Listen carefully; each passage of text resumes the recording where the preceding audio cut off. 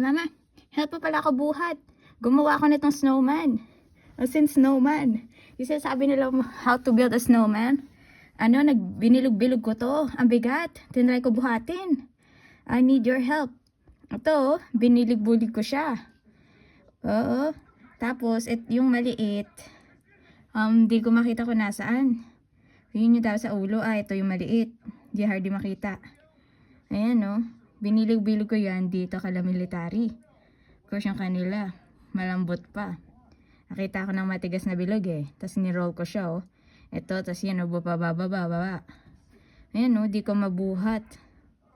Di ko sila mag-put together. Ano, need your help. Para sa body. Yung malaki, of course, feet. Tapos yung second, body niya. Yung head, ito. Ako na maglalagay nito sa head, tapos pararamihin ko na lang. Okay?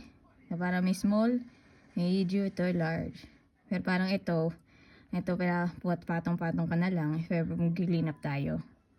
Pero ito, yung pag-help mo ako, ito yung main. Sin para real snowman siya binibilog. Please, mamaya. Bye-bye.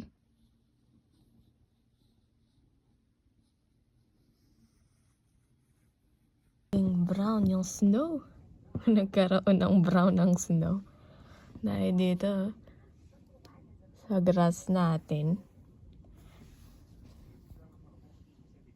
Ano yan? Dahil dito sila, oh. Di, gano'n, no? Wala silang garden. Pati dito kila black. And also, of course, dito puno.